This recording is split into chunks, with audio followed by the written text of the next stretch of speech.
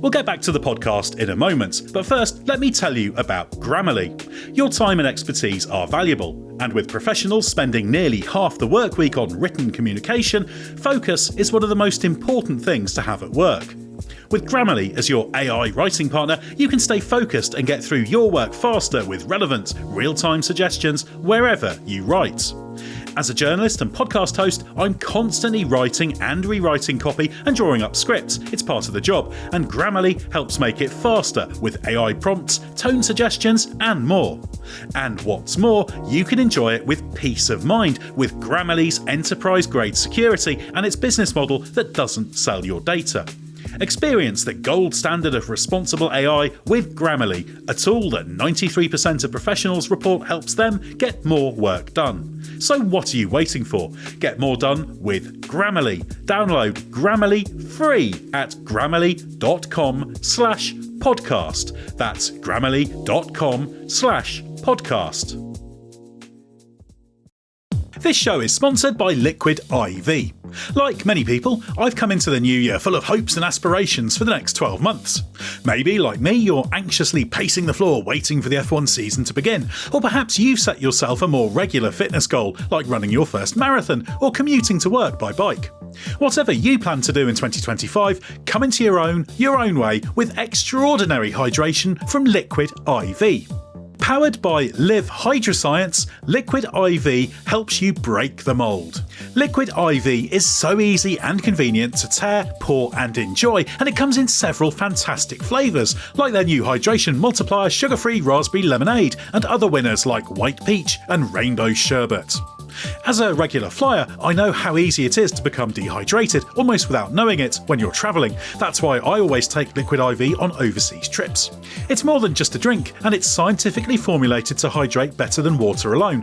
Just one stick and 16 ounces of water provides 3 times the electrolytes of the leading sports drink, plus 8 essential vitamins and nutrients. And what's more, it's always non-GMO, vegan, gluten-free, dairy-free and soy-free. Embrace your ritual with extraordinary hydration from Liquid IV. Get 20% off your first order of Liquid IV when you go to liquidiv.com and use code THERACE at checkout. That's 20% off your first order when you shop Better Hydration today using promo code THERACE at liquidiv.com. We off? 30 seconds of carefree bliss. Oof, like wind in your hair carefree. Oh, like using Clorox Disinfecting All-Purpose Cleaner in the home carefree. Yes! Like dog slobbing on the coffee table and cleaning it with Clorox Carefree. He's on a roll now. Spit toothpaste on the faucet. You got it. You got it. Peanut butter on the light switch. Oh, spritz, spritz. Spritz, spritz. Clorox, man. Clean feels good. Okay, we're back. Use as directed. The Athletic.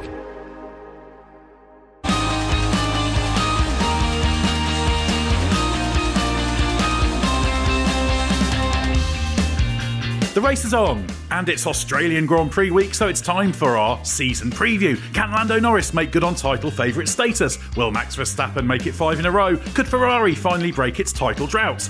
I'm Edd Straw, and joining me to tackle the big talking points of F1 2025 are Scott Mitchell-Malm and Jon Noble. Well, Scott, we'll come to you first. Here we go again. Yes, just like that. Winter's over, launches are over, testing's over.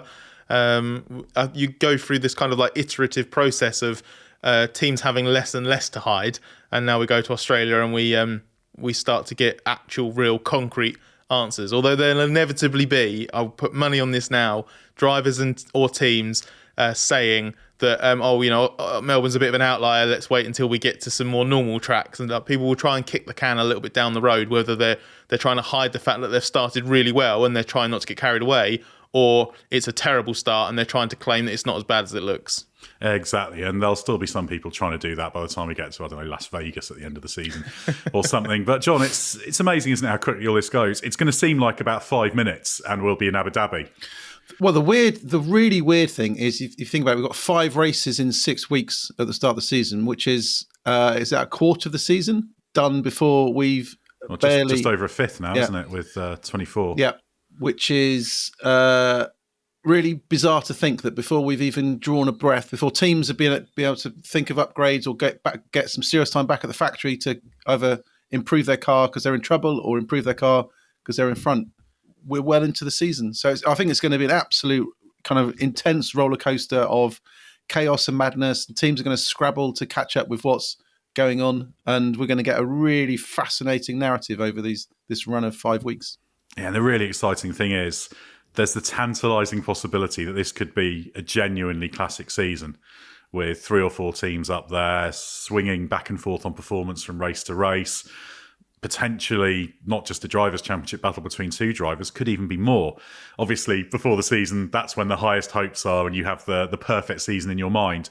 But this is one that could deliver. So really looking forward to looking at the big picture and discussing the big topics of the season. So let's get into it, John, because Lando Norris, he's the World Championship favourite, had that strong run last year. Pre-season testing's gone well. So can he and McLaren deliver on it? Are they up to it? I think it's on the table, basically. We always come out of the tests and there's always one standout long run from somebody that people view as this is the killer moment from the test. This is the defining point where someone has shown their cards and we can see the potential. And from Bahrain, it was Lando Norris on the Thursday, that incredible long run, calculated around 30 seconds ahead of what Ferrari and Mercedes were able to do behind him. So I think it's there. The car looks superb on long runs. Lando's full of confidence. The team's assured of itself. I mean, the only question which we talked about the test is there some handling quirk, a rear-end nervousness that's going to get exposed at certain tracks? Are characteristics going to catch it out? Was Bahrain helped by the cooler weather not exposing some weaknesses? So I think it's there. The potential's there. I think the question is, is the reality of a warmer weekend or a different track surface or track characteristics going to maybe make things more equal? The key question for me, and I don't know what you think about this, Scott, is we think McLaren's going to be strong, but Lando Norris is the really interesting one. He's seemed really, really in control so far this season. Now, that's very easy to see, isn't it? Because nothing's really happened yet. But I talked a lot last season about whether the experience he'll have last year breaking through as a Grand Prix winner, a multiple Grand Prix winner, kind of flirting with having a run at the title but never really getting involved in it, whether he learns from that and then kind of coalesces into a better version of himself. I think he might well have done that. What do you reckon? Yeah, you're right. He and McLaren both kind of had a bit of a relaxed feel about them through the test, not in the sense of being complacent or arrogant, but just the confidence that kind of seeps through when you know that the trajectory was in your favour the previous season. And you have that kind of confidence as well from a good winter in terms of your own numbers and progress. Plus, specifically from Norris's perspective, knowing that the playing field is level with Max Verstappen and everybody else at the start of the year.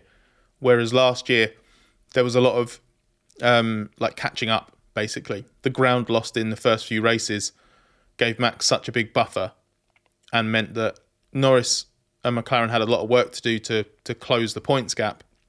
And Norris, by his own admission, didn't really do a good enough job all of the time in meeting that challenge. But he knows that at his best, he can race Verstappen and beat Verstappen. And he knows at McLaren's best, they can have the fastest car. So they're all starting from zero now. And it just feels like all of those different things have come together to put him in a better place mentally. I'm still, unless you run a simulation on the exact events of last year again, you won't know for sure. I'm still a little bit doubtful that the way that Norris wants to go about racing means that he would be able to overhaul a points deficit to Verstappen, because you think Verstappen's more willing to get his elbows out in that way and be a bit more ruthless. But starting from zero, when there are 24 races ahead, 24 chances to score pole, 24 chances to win, plus a few sprints along the way, that feels like Norris is in a place now to kind of capitalise on any strong position he and McLaren find themselves in at the start. And of course, it's not just Norris, is it? It's Oscar Piastri. What do you make of his chances, John? Obviously, last year, Norris was overall a step ahead, despite the fact Piastri had some very strong weekends. Do you think if McLaren is a strong title contender, if Norris is Piastri going to be a genuine rival points-wise? I think the key for Piastri is consistency. I think on his good weekends and where he nails it from the off and things are going well, he can match Norris and beat Norris and race for wins. And if you can race for consistent wins, you can go for the championship. I think Oscar will admit himself that it's the weekends that don't start on the right foot. He gets a bit behind, then he struggles to get things back in check, and then the weekend doesn't click. But I mean, we've got to remember he's still got a lot less experience than Lando. It's a completely new world fighting at the front in Formula One. So I think he'll have done a lot of work over the winter. I mean, I think he's mentally robust and strong, just that calmness in dealing with things. He doesn't get emotionally overwhelmed with the roller coasters of Formula One. So I think the potential is there. The key thing is if he can, is dealing with the weekends that don't start right. If he can sort that out, then there's no reason why he can't put together a championship fight. Should we move on to Red Bull now, Scott? Obviously, the car was quick in testing, but a little bit troubled. Do you think there's a risk that for all the strengths of Max Verstappen, we know he could drag a decent lap time out of a bath on wheels, quite frankly. But do you think we could see a repeat of some of the troubles we saw last year, and therefore without being able to bank that early lead, it's going to be very difficult for Red Bull and Verstappen? Or do you think they'll get it together and will be as tough and formidable as ever? It's hard to say on the evidence of the way last season ended, plus the pre-season test, plus what Red Bull themselves and Verstappen himself is saying about the situation, that they'll arrive in Australia and have everything sorted. I think that they've had enough time between the test and Melbourne to iron out the worst of the uncertainties or imperfections from the test. The fact that they were still running setup experiments and aero testing evaluations until the very end of testing shows that there was a lot of data to be gathered from Red Bull's side, maybe more than any of the other top teams in terms of the way that they went about their programs. But even if they start on the back foot, if where the underlying confidence comes from actually proves to be legitimate, which is that the changes to the car are more significant than meets the eye, it will dial out the worst of the traits of last year. It will give the car that bigger operating window. You've got the sort of flexi wing allowance of the first third of the season, and then the clamp down for the next 2/3 of the season, which Red Bull privately seems to think that will suit them or hurt them less than others, is maybe a better way of putting it.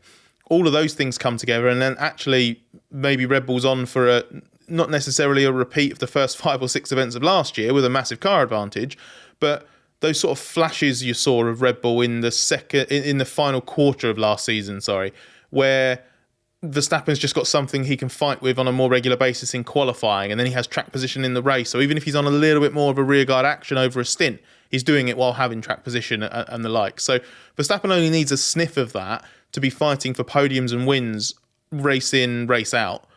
That is where I think is kind of the best case scenario for Red Bull. I mean, if they come out in Australia in the first few races and Verstappen is on pole at more events than not and winning races, at arm's length or anything like that, I think that one be a huge achievement given where they were at the end of last year. But it would also be a surprise. I don't think anybody is going to Melbourne, even those most optimistic within Red Bull, thinking that they should be winning that season opener. I mean, that'll be the hope, but I would imagine pragmatism will rule, and they'll know that going there, getting a good baseline for the car, not being smashed by McLaren and comparing very well against McLaren and hopefully being ahead of Ferrari and Mercedes is about as good a start as Red Bull and Verstappen will hope for. If that is how they begin, that's a great foundation for their season. It feels a little bit like it's going to go in one direction or another this season for Red Bull. It could go into quite a positive spiral or a bit of a negative spiral. And then if it's the latter, there's all sorts of speculation about Verstappen's future, etc. But I'm certainly not counting them out for Melbourne. I think Red Bull, you cannot underestimate, and we know how good Verstappen is. But John, you spoke at length to Pierre Vacher, the technical director at testing, and obviously he put a little bit of meat on the bones in terms of what they're doing, how much the car has changed and why they might have been doing some of the work they were doing. So did that convince you that we should see, after a sort of brisk but a little bit tentative pre-season, they could be sure-footed come this weekend? I think they're right. I mean, you speak to Pierre Vacher. I mean, he's a brilliant technical director, understands modern F1 cars, but I think his personality is always that unless they win a race by 30 seconds, it's not good enough. So you've got to kind of gauge his level of enthusiasm and explanation for things against what the reality is. So although his comments in the post-event press release seemed quite negative, that hadn't been the test they wanted, the car wasn't responding to the levels that they hoped it to. But I think when you pick through it and what he's talking about, I think there is a sense of understanding the car, that there is optimism. He talked about it does have a wider operating window now, but all they're lacking is to find this perfect balance, this key balance, which is going to be, I think, a critical aspect to the season, having a car that performs in low speed, medium speed, high speed, and all different types of tracks. You can't have the variations that we've had in the past. So the team that nails this balance, the team that can get its car operating consistently at regular tracks, is going to come out on top. And I think this is what Red Bull are chasing. But the fact they seem to have moved away from the peakiness of last year, I think is probably the most positive thing that Vacher said. Basically, I think it's an indication they have made progress, even if they appear to be a bit under the radar. Yeah, the balance of the car was a little bit hit and miss, certainly in testing, watching from trackside. So I'm really interested to see how that looks come Friday in Australia. Obviously, Scott, the other thing with Red Bull is the change of second driver. Sergio Perez out, Liam Lawson in. We're expecting him to be the number 2 driver, obviously, but do you see signs that Lawson should be on for a big season for him, which would be being a good wingman for Verstappen and picking off a win or two, probably?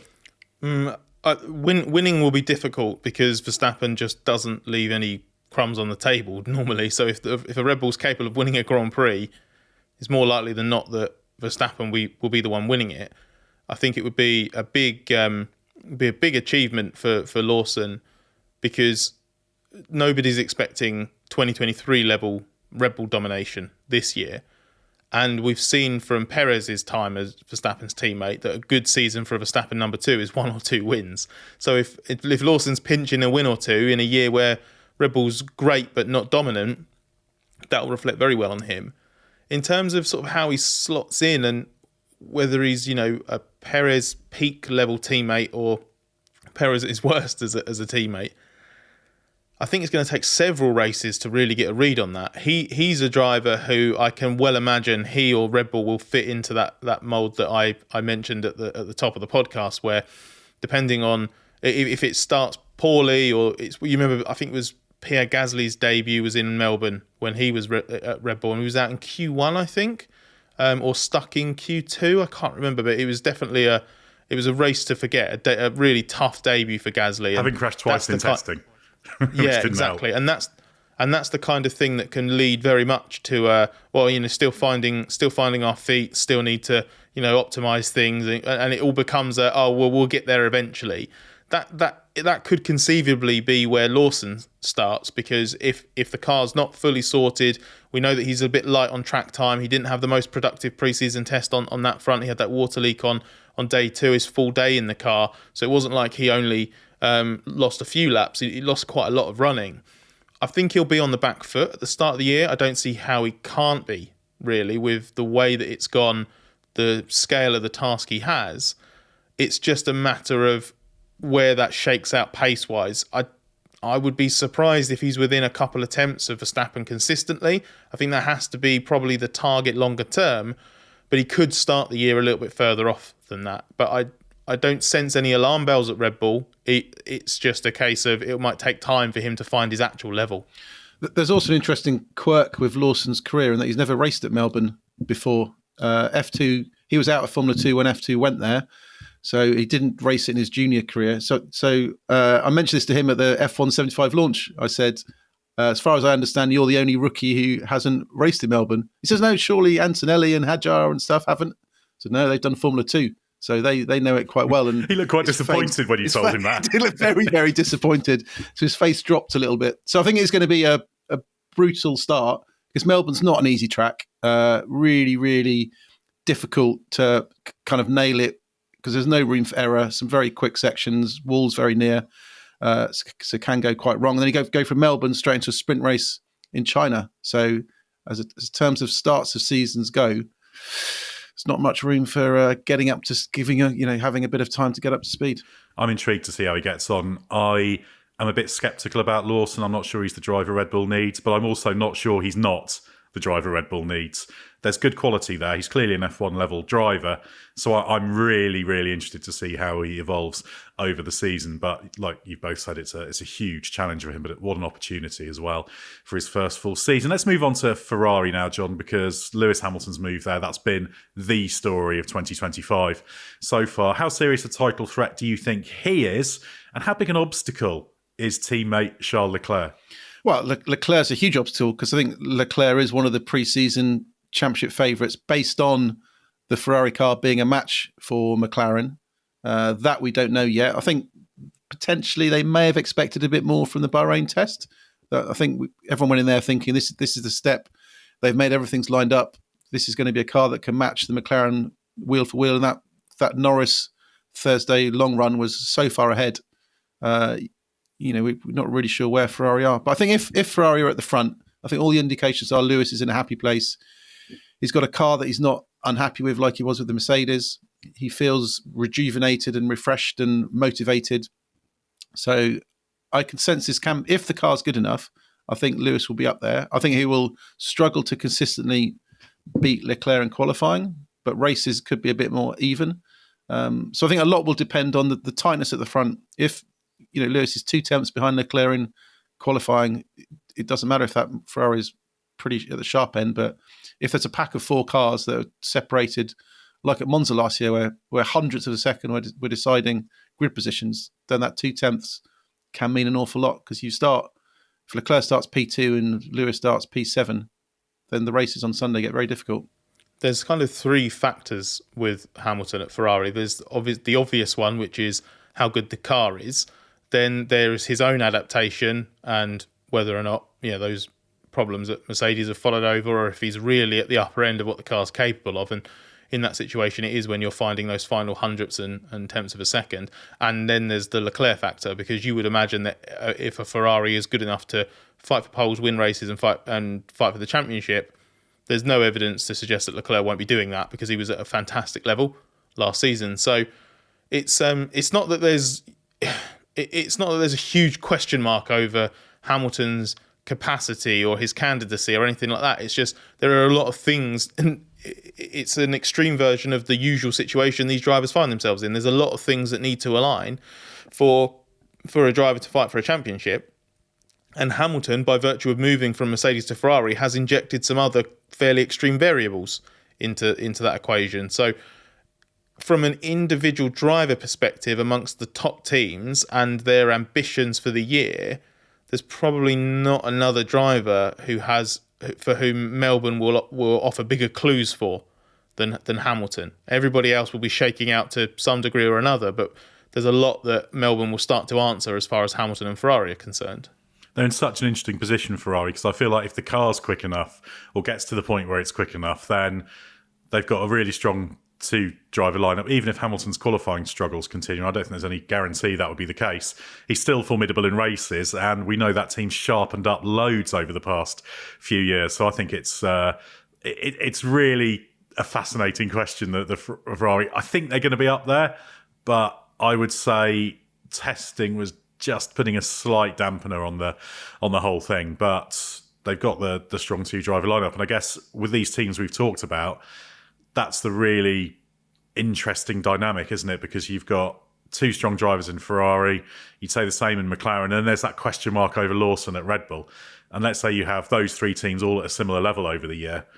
That actually, if Lawson doesn't manage to hit the ground running and really excel, that could be a weak point. And I don't know about you, Scott, but I always think that it's not just the Constructors' Championship, it's the Drivers' Championship as well. You need a strong second driver to take points off your rival on your good weekends. Otherwise, on your good weekends, you win and your teammate's 4th and your title rival 2nd, whereas on their good weekends, they might win with their teammate in 2nd. So it's an interesting dynamic to the equation.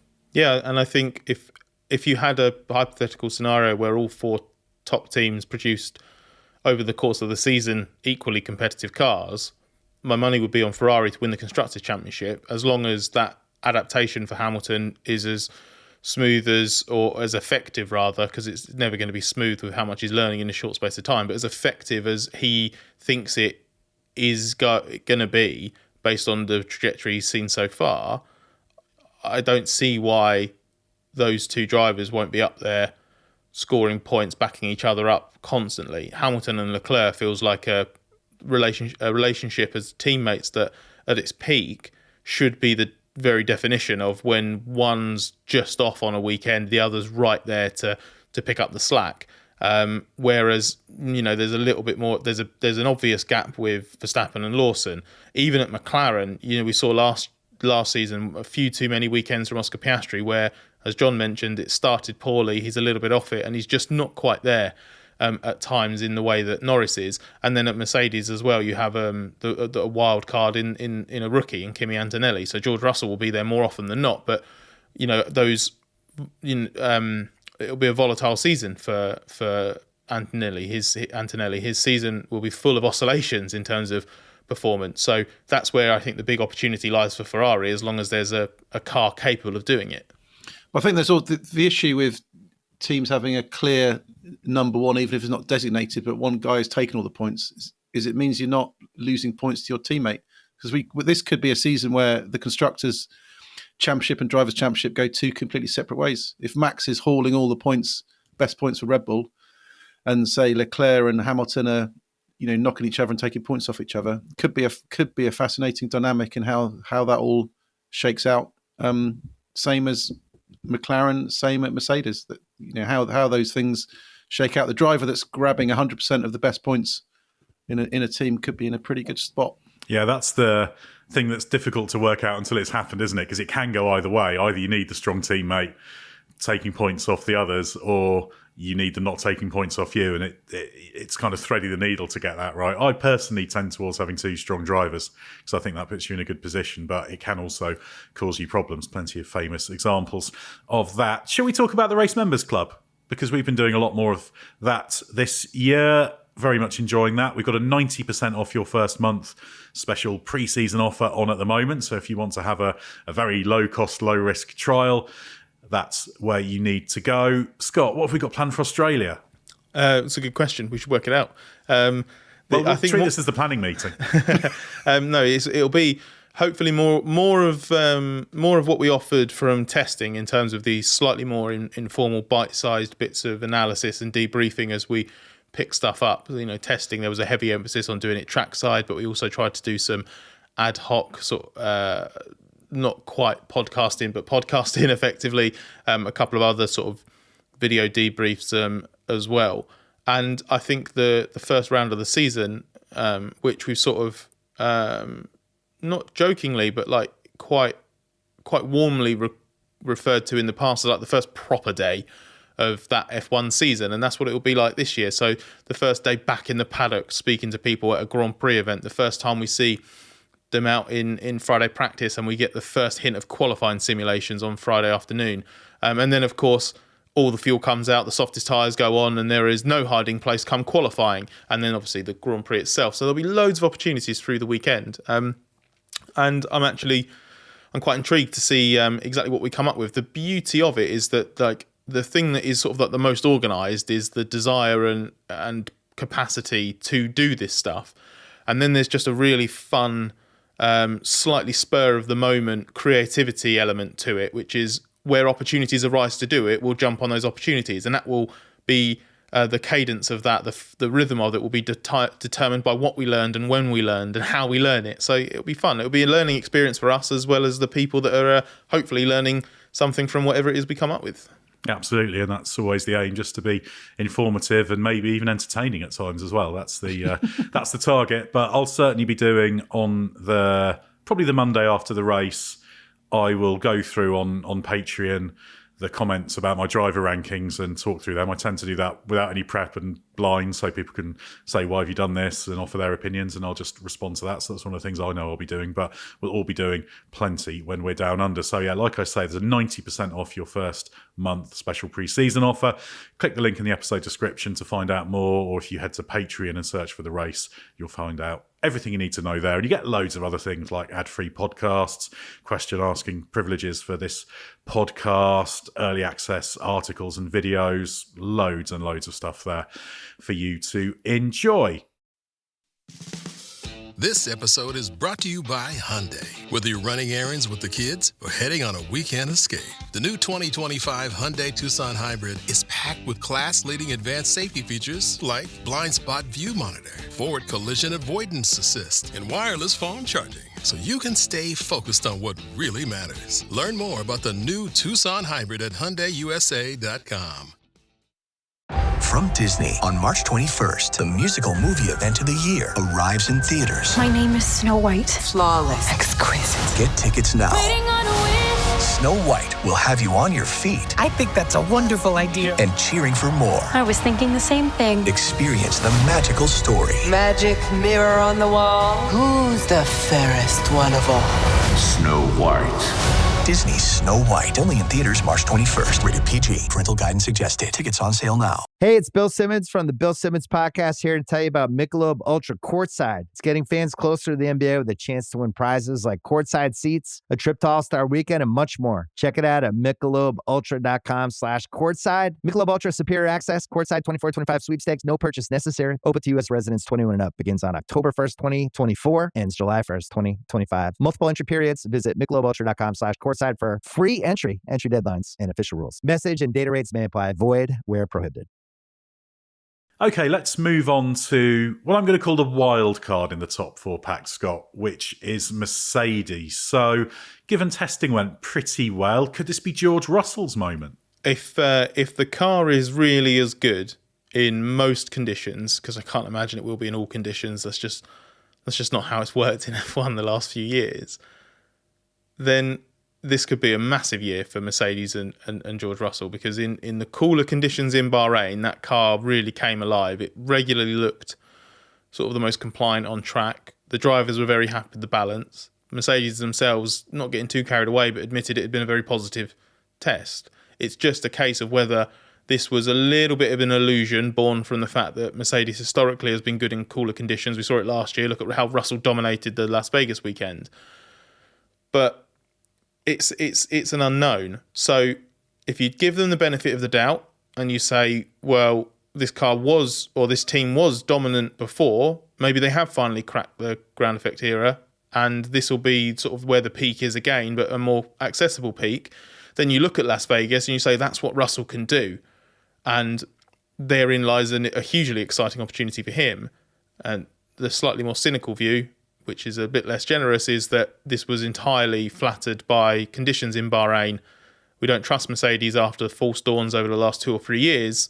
You need a few races in warmer conditions, and Melbourne may well provide that, although it has been a little bit sort of unpredictable weather-wise at times over the years. We'll start to get some answers. That feels to me like Mercedes, you called them a wild card, has the sort of biggest gap between potential floor and potential ceiling in terms of performance. I think the really interesting thing is that if they can be consistent, and I'm still sceptical on that because of what we've seen over the past 3 years, I think Russell, who had a really strong season last year, is definitely going to be capable of fighting for a championship. We saw he set that line in the sand with Verstappen, saying, well, some drivers let him bully them, and it was very, very calculated. We've talked about that before from Russell, so I like that from him. But he's also, John, got the other problem, which is Kimi Antonelli. Now, you might think an 18-year-old rookie shouldn't really be an issue, but there haven't been many rookies who've come into F1 quite as highly regarded as Antonelli, and certainly the team thinks he's their Verstappen or their Lewis Hamilton from 2007 at McLaren. Yeah, I think Antonelli's going to be fast. Absolute zero doubt about that. But I think the season, especially the early phase, may be similar to what we saw from Antonelli and Monza last year, that blindingly fast, really impressive, grabbed everyone's attention just by how he was, blistering out the pits, but a bit too fast, a bit too enthusiastic, and ended in the barriers. So I think it's going to be a season of incredible peaks and a few troughs for Kimi. But I think there will be times where, George is left scratching his head and maybe having to, work out why he is behind. But I think consistently in terms of race pace, understanding tyres, understanding what's needed to be successful in Formula 1, I think George will come out on top. It's still amazing that Antonelli run on the Thursday in Bahrain, which has given us the clearest definition of the top three teams. That was his first ever proper race sim on current race tyres, because everything had been done on the academy tyres they use for TPC. So he's got a steep learning curve to go through, but I think there's going to be some spectacular moments, and I can't wait to see what Kimi does.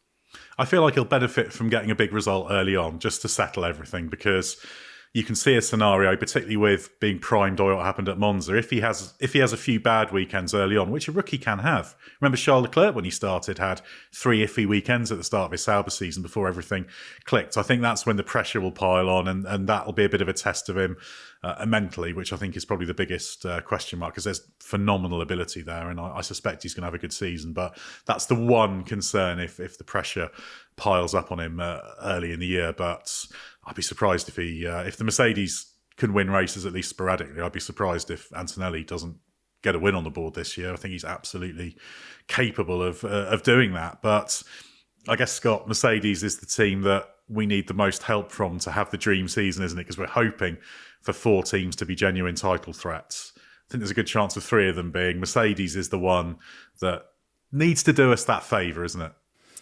Yeah, probably. But like I said before, there's I think it has the biggest gap between sort of how good it can be and maybe how disappointing it can be. But there are question marks over Ferrari and Red Bull based off of pre-season testing and whether they've achieved exactly what they needed to achieve. And even within McLaren, there's a little bit of risk in terms of some of the choices that they've made on the 25 cars. What will that actually be like in reality as you go to different tracks, different conditions? So maybe Mercedes is the one that needs to do a little bit more to convince us that that's where it'll be at its best. But it could be that it's not a case of if Mercedes gets it right, that's it, we have 4 teams in the mix, because there are a few doubts over pretty, I would say all four teams, and it's just we're at a point now in F1 where it's got so competitive. The best team will be the team that ends up with the sort of fewest doubts when it matters. Yeah, and with the expectation it's going to be so close, it is going to be that consistency, not just in terms of car pace and car versatility,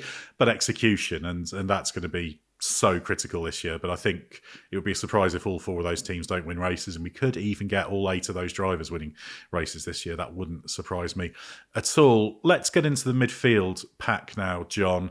Alpine looked very good in testing. So did Williams. Who's your money on for Australia for that midfield pack, which we're still expecting to be a little bit set back from the top 4?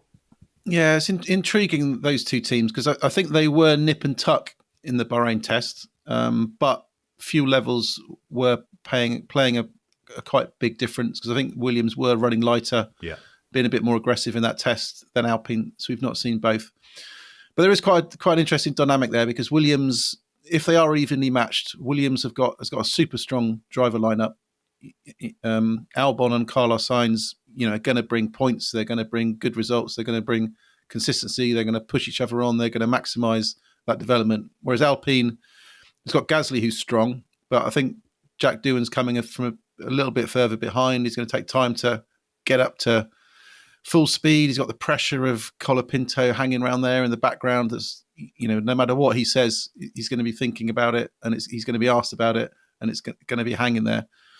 So I think Williams has the potential to score more, but Alpine may be able to pull off the odd better result. So what about Gasly finishes ahead of them in the race, but Williams score more points overall? Absolutely possible. That's in line with the prediction I made pre-season when I was asked about the midfield, and I think I had Gasly as the top driver and Williams as the top team. Very, very possible. And Gasly, you're right. I've always thought Gasly was quick, but I've had concerns about the narrowness of his window. But he's one of those drivers who just keeps chipping away at things, just gradually making himself better, which I like to see. And I think he's got a slightly wider window now as well. But Scott, it's hard to see that Doohan question not becoming a thing. I feel like, and this is asking a lot, he really needs to go to the first few races and be putting in Q3 performances and picking up points. I don't think he's got time to play his way in, because it is going to be the Franco Colapinto pressure ramping up. It's Alpine that's created that. Williams have said that one of the reasons he's moved is there's a chance of a race seat this year. This isn't some media concoction.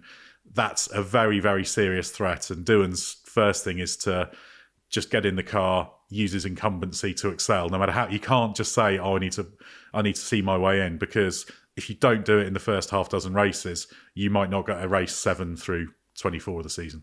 Yeah, exactly.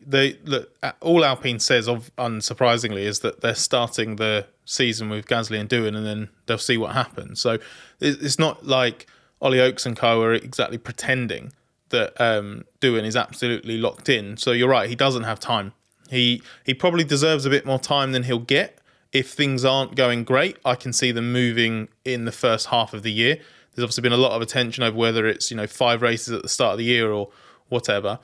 I think exactly how long Doohan has depends on how he performs. It feels like he could end up being the most extreme manifestation of you're only as good as your last race that we've seen since probably Daniel Kvyat at Red Bull, when he obviously got dropped for Max Verstappen early in the 2016 season. If you remember, it didn't matter that Kvyat wasn't far off, hadn't long since scored a podium, that he was being dumped because the next big thing had come along. And that's not to compare Colapinto with Verstappen, as much as there are some people who would like to probably believe that comparison is legitimate. But it's more that Alpine are almost doing a slightly more open and obvious version of the brutality that exists within F1 teams when it comes to making driver choices. And Red Bull's always been the kind of benchmark in that regard. But that's where Alpine's got to now. It's just trying to put itself in a position, having got a little bit lost on drivers, missed out on its number one target, and they made no secret of the fact that they were chasing Carlos Sainz last year.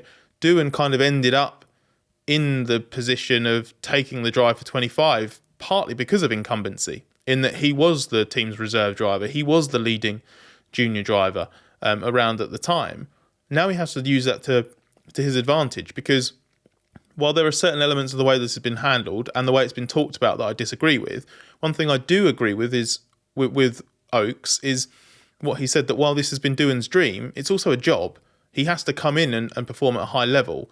And that doesn't mean, it's all right if he's a couple attempts off Gasly and nearly scoring points in the first few races. If that car's in Q3, if that car's scoring points, Doohan has to be in Q3 and scoring points. It's not going to be enough to just be doing an all right job compared to Gasly. Yeah, absolutely. If he does that, he will be able to hang on to the drive. I don't believe the team's going to hobble him or anything or deliberately do it, because if they didn't want him in the car, they'll just take him out the first opportunity anyway. And all they're doing by doing that is costing themselves points. So I think the machinery will give him the chance, but yeah, he's got some pretty lofty objectives. Doohan's the kind of character, though, who will know this, and he will, I think, go into those races knowing he needs to deliver, and I think he'll go quite attacking as well and trying to really push himself to get the best out of himself. That's all he can do, and if he does that, then that could very well change the direction of his Formula One career, which I think would be great to see, because he's a quick driver. He's worked very, very hard to get that seat. Let's run through some of the other teams now. Haas, Scott, obviously we didn't see much of them in testing other than sort of rolling around doing race runs on fairly heavy fuel. They look pretty good for the midfield, don't they? We know they've got a strong driver lineup, so Haas just looks like your quality midfield operation, doesn't it? Well, we did. You're right. We did actually see quite a lot of Haas. We just didn't know what we were seeing, and it wasn't particularly illuminating, because what we did see of them was in a very specific program, and we didn't see a huge amount of what they're actually capable of. So I was thinking this actually when you were asking the Alpine Williams question at the start of like the midfielders, that I know all the attention's at the front, and it should be, and it's going to be absolutely fascinating to see exactly where that shakes out. The midfield is almost inevitably now like the area where we have the potential to have been most quote unquote wrong after pre-season testing. We called it as we saw it. We weren't making a grand prediction for the year, but it's the part where Haas is a good example. We think that it, as you say, it looks like a very well managed, strong, efficient, professional midfield outfit based on what it's done at testing. But if actually all it's doing is rolling around really consistent, doing a load of long run work, but it's actually 3 tenths off, then that comes crashing down. And then the way that you sort of built the picture around that changes. So Haas has the potential to be almost like the sort of centre point from which the order of the midfield is actually established. We're expecting Alpine and Williams to be ahead, and we're expecting sort of Racing Bulls to be around it, and expecting Aston Martin and Sauber to probably be a bit behind Haas to start with, but we don't know. And maybe we won't know after Melbourne, because this has traditionally been a very happy hunting ground for Haas. So who knows? Maybe they're maybe Haas right now, as we see it, is kind of the dark horse to be best of the rest in Australia, even if that's not a position that it could then sustain through the year. Well, they're kind of the Mercedes of the midfield, aren't they? They're the wild card. But they might be able to sustain it through the year if they do deliver that, because they developed well last season. In fact, they were the 5th quickest car in the final part of last season after that Austin upgrade. So, yeah, Haas are interesting, because if you compare them to, say, Racing Bulls, who are very much kind of midfield of the midfield, I think we're pretty sure, based on Bahrain, that Racing Bulls are a 10th, 2/10, 3/10 off the front of the midfield pace. That's probably the window, depending on the fuel loads. Whereas we're not 100% certain on Haas. Haas could be further up, could be a little bit further down. But Racing Bulls are an interesting one, aren't they, John? Because they are a B team ultimately. They are the junior team for Red Bull, no matter what the rhetoric is. So they are by definition a midfield Formula One team. They sort of made decent progress through testing. Obviously in Tsunoda, they've got a driver now who has got something to prove, because his future's up in the air, but who's also now a very experienced campaigner and really is kind of at one with himself, I think, in terms of what he can do. So that makes Racing Bulls quite an interesting proposition for this year, doesn't it? Yeah, I think they're not pretending that they're at the head of that midfield pack. I sat down with Laura Meckes after the test. He says feel they're a little bit behind, but we're talking, the 2 to 3 temps that probably over the course of the season is going to be defining which of those midfield teams gets through to Q3 and who gets dumped out in Q1. And it's probably going to fluctuate around, and it'll be the team that's more consistently at the front end of that than the back end that's going to come out on top in terms of the Constructors' Championship. But Racing Bulls is, it's going under a bit of a kind of repackaging, so to speak. It's sorted its identity out. It's now moved into its factory complex on the Milton Keynes Red Bull campus. It's pulling things together. These things take time. They don't happen overnight. So there is progress there. And Meckes was interesting on Tsunoda. I mentioned about, how he'd come back after the winter. Meckes said he was disappointed, very disappointed he didn't get the Red Bull seat, but he's been impressed. He says it's kind of, he's at peace with himself. He's lit a switch. He's focused. He's determined. His feedback's taken a step up. He's embraced this leadership position, and the team's given him the assurance that they're ready to build a package around him, build a team around him, and make him a better driver that other big teams cannot ignore. So I think Yuki's sensed the opportunity that's there. He's got to do this himself now. He's not going to get the Red Bull seat. Honda are going to Aston Martin. They've talked about him doing his own thing now. So Yuki knows it's in his hands. He needs to step up. He needs to push that team. And he may be helped by being the team leader at Racing Bulls, because Hadjar is coming in with minimal experience. He's probably got the least amount of F1 mileage of anybody coming into the year. It's going to take time for him to step up. So this is the chance for Yuki to really show us what he can do. Hadjar feels like one who could go either way to me, Scott. I think there's real ability there, but there's also real question marks. And I'm not sure Red Bull were that keen on putting him into F1. He ended up taking that seat, I think, because he was the next cab off the rank and really the only realistic option. So he's someone with a lot to prove, but who could perhaps bring a surprise, particularly as the season goes on. He's a driver with a very high ceiling, I think, in terms of performance. There's a lot of raw ability there. It's just how well harnessed it is, how calm he can stay. Not to perpetrate too many stereotypes, but obviously the kind of emotional control, mental control has been a big talking point with Tsunoda. Self-described issues on that front in terms of losing control, getting a bit too angry and a bit too raw in the car. And he's worked really hard to kind of control that as best he can, because no driver is ever fully in control of their emotions when stuff annoys them and or upsets them. And the team has talked quite a lot about how much Tsunoda has evolved in that regard. But it's been, a 5-year process for Tsunoda, sort of gradually getting on top of that and mitigating the weaknesses that come with it as much as possible. And Hadjar's only at the start of that journey. He's another driver who's had radio outbursts in Formula 2. He's another driver who people at Red Bull have talked about that kind of composure and how much of a question mark that is. But while F1's not exactly a finishing school, you don't arrive at F1 as a certain driver and person and then stay that same driver and person for then the rest of your career. You refine it, you learn, and you get tested in a way. Hadjar's going to get stress tested in a mental sense, an emotional sense, a physical sense, in a way that he hasn't before in Formula 2. So it'll be a very steep learning curve. All of the stuff that that comes with mileage. And as John mentioned, he's very low on that. Is Hadjar in an F1 context?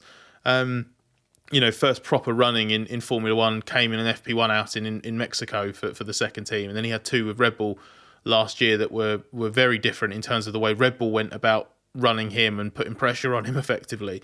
So he's going to be picking stuff up from a driving perspective, from a mental capacity perspective, from a perspective of emotional control, all the way through this year and beyond. Tsunoda's a great example of that. It's just sort of where he falls in. It's a little bit like I was saying about Antonelli earlier. Like the oscillations through the season for Hadjar could be massive. There could be times, if that car's capable of it, where he scores really, really good points finishes and maybe even a run of points finishes. But there might also be times where he gets flustered, where he doesn't maximise it and he's out in Q1 when the car's capable of a lot more, where he's sort of getting defensive or lashing out or anything like that. And it's going to be part of the journey that he goes on this year to kind of get on top of that and not necessarily just decide what kind of driver he's going to be, but show what kind of driver he can be in Formula One. Aston Martin were probably the disappointment of the test, John. We know what we'll get from Fernando Alonso and Lance Stroll, but is this going to be a tough season for them? I think so. We haven't seen any indications or promise that they've made a massive step. They're at the front of the midfield, that it's going to be anywhere near the repeat of how 2023 started. So it is going to be a challenge. But it's just going to take time to sort themselves out. I mean, Adrian Newey has now started work at Aston Martin, so there will be a bit more input in terms of any outlined concepts. Even if he's not working full on the 25 car, his kind of feedback, and he will be there for some guidance. Obviously, the Enrico Cardier situation isn't ideal for them. They've got to wait till July. So that's put a kind of spanner in their long-term works on that front. I can see them potentially being the team that bails first in terms of developing this car and switching to 26, that potentially feels is that there isn't the scope to make the massive improvement. It's not a year where you make a B-spec car and change things for the second half. So I think it will be fascinating to see exactly where they shake out. Because I think if they do start the season in 9th place, there's going to be some glum faces down at the garage, and Fernando Alonso's response will be fascinating. They might have a rival in terms of needing to switch focus to next year and glum faces in Sauber, though, Scott, with Nico Hülkenberg and rookie Gabriel Bortoleto. We've not had a good word to say about them in pre-season. Nobody really has had a good word to say about them. They look resoundingly lost. Can you find any reasons to be cheerful? It's the last season of seeing that livery and colour scheme, which will be good. Then the rebrand for Audi should be quite fun. No, I think the playing Sauber's advocate, there was a point last year where, yes, they were obviously hopelessly pointless, literally, as the season went on, and it looked irredeemable. But as senior people inside the team were obviously at pains to point out, it's not like they were disastrously adrift or anything like that performance-wise. It's just the pecking order is condensed to a probably unprecedented level in F1, and they were being punished by, worst is relative, right? They're the least good of the 10 teams. There's no chaos team this year. It doesn't look like Sauber's so bad that there's, the 25 cars a total shed or anything like that. So you look at it and think, well, they made progress. They got back to where they were at the start of 2024 by the end of it. They did grab a points finish, and they were back sort of midfield respectability a bit by the end of the season. If that trajectory can continue, if they can lean on the experience that Nico Hülkenberg has, if they can cultivate the talent that is Gabriel Bortoleto, who does look like a very interesting driver to watch, and I just have the sense is a little bit more together than Hadjar is, then there's potential for this to be a really valuable learning year for Sauber. Because this isn't a case that you get to the end of the Sauber, the kick stake era, and then you flick a switch, it becomes Audi and everything's better next year. There's not a lot that carries over car-wise, development-wise, but in terms of tools, in terms of understanding, in terms of people, in terms of the way that they just work as a team, you can't write this year off. They're playing catch-up because they've missed they've missed a trick in terms of managing the ramp-up they had for the Audi era in 26 badly. And then that's the result of infighting and decisions made by maybe some people that are still there, but certainly some people that aren't there anymore. So how much Sauber evolves this year could be a silver lining. If they start the season last, which it looks very realistic that they might be, but they end the season fighting for points fairly consistently, then maybe they're in an Aston Martin situation, a la 2022-23, where the championship position says one thing, but reality says another. That has to be Sauber's target this year. Does it ever feel like you're a marketing professional just speaking into the void? Well, with LinkedIn ads, you can know you're reaching the right decision makers. You can even target buyers by job title, industry, company, seniority, skills. Wait, did I say job title yet? Get started today and see how you can avoid the void and reach the right buyers with LinkedIn ads. We'll even give you a $100 credit on your next campaign. Get started at linkedin.com/results. Terms and conditions apply. You've maxed out your 401k. You're contributing to an IRA and making some other investments. You're ahead of the game and doing well. But where do you go from here? The same old story can only get you so far. If you want a new take from a new type of financial professional, we invite you to get a fresh perspective beside an agent with the backing of New York Life. Insurance, investments, retirement, and more. Visit NYL.com to learn more. Investments are offered through registered representatives of NYLife Securities, LLC, member FINRA SIPC, a New York Life company. Ryan Reynolds here from Mint Mobile. I don't know if you knew this, but anyone can get the same premium wireless for $15 a month plan that I've been enjoying. It's not just for celebrities. So do like I did and have one of your assistants switch you to Mint Mobile today. I'm told it's super easy to do at mintmobile.com/switch. Upfront payment of $45 for 3-month plan, equivalent to $15 per month required. Intro rate first 3 months only, then full price plan options available. Taxes and fees extra. See full terms at mintmobile.com. Right, we've covered the off-track stuff, but F1 is a war waged in the paddock and on multiple fronts in the world of politics. So there's going to be in newsletters, exactly newsletters, which is a new one. But yeah, we talked about that briefly the other day. But Scott, what's top of your agenda in terms of what you're going to be chasing in the coming year? Very good question. Well, just the never-ending story of that kind of like political battle between the Mohammed Ben Sulayem, the FA president, and seemingly everybody else, like foes on all sides. Is significant because I do think we've reached a tipping point now for it's no longer just noise that happens a lot around the periphery of F1. It's stuff that has a tangible impact on the way F1 is. And obviously he may well be re-elected this year. At the moment, it doesn't seem like there's anyone standing against him. So then it's another many years of the same thing unless there can be some kind of resolution. But it just all feels like it's going in one direction. So you have that specifically on the political side. There's wrangling potentially going to emerge on the 2026 rules because some stuff still isn't set. There'll be some teams that get wind potentially of others developing something that they thought was absolutely off limits. There'll be discussions that kind of evolve there. So that's also fascinating. And then obviously the gift that kept giving last year was the driver market. And that is a bit dormant at the moment, but will burst into life at some point because we know that George Russell is a key player there in terms of will he continue at Mercedes? Will Mercedes launch a fresh move for Max Verstappen to get him out of Red Bull? Are some of the drivers that got ousted, like Sergio Perez or Valtteri Bottas, going to get back on the grid? Because there's a whole other team to consider for 2026. So 2 seats to fill at Cadillac. That I'm sure, I don't think it'll necessarily be quite as drawn out, convoluted and magnificent as last year's driver market saga was, but it will fire back into life at some point.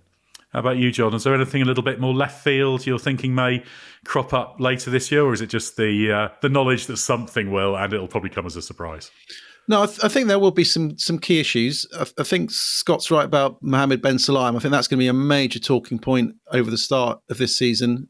There isn't a candidate yet, but kind of speaking to people who know what's going on behind the scenes. And there are noises. There are noises that something is kind of. Someone messaged me last night and just said, "Watch this space," basically. So I think there are things going on, and that could become a big talking point, especially as we head into Concord Agreement negotiations, because that needs to be signed off this year. I don't think we're in a situation we've had in the past where Bernie Ecclestone and Max Mosley were splitting teams and playing teams off each other, and there was a big war between the teams and the commercial rights holding the FIA. I think everything's much more together. But I think the FIA situation, this is fascinating because the FIA wants more money off FOM. This has been something that Ben Sulayem has pushed on a lot about getting the FIA's books in a better shape, getting more income, securing its future. So this could become a big issue against the backdrop of, that remarkable letter from David Richards we had this week criticising the leadership. So I think that plays out would be interesting. I think flexi wings, again, are going to be a massive talking point. We've had the first inklings of mini DRS complaints. The FIA is now going to be monitoring rear wings in Melbourne. So we've got mini DRS. We've also saw the Mercedes wing was flexing back a bit. So there's a lot of tricks going on. Then at the front as well, we've had the battle over the winter between those teams wanting this clampdown to come in for Melbourne, the pushback from McLaren and Ferrari to get it delayed, which has ended up at Spain. So, teams frustrated. They've got to spend money on development in the interim period. Then how's it going to change it? If it pulls things back towards Red Bull, is this going to be the defining moment of the championship if things are close and suddenly they're not from Spain? So I think there's going to be a lot of fascination, and because teams aren't going to want to spend money developing long into the season, they want to shut things off as quickly as they can. So if they see their rivals doing something clever, the option this time around isn't to do it yourself. The option now is to get that stopped and stamp it out. So I think there's going to be these two battlegrounds are going to play out quite intriguingly over the first 1/3 of the season.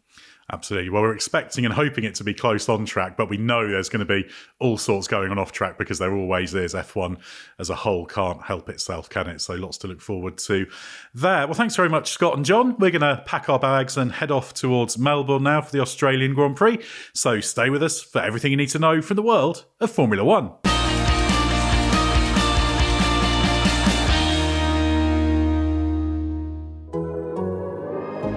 The Athletic.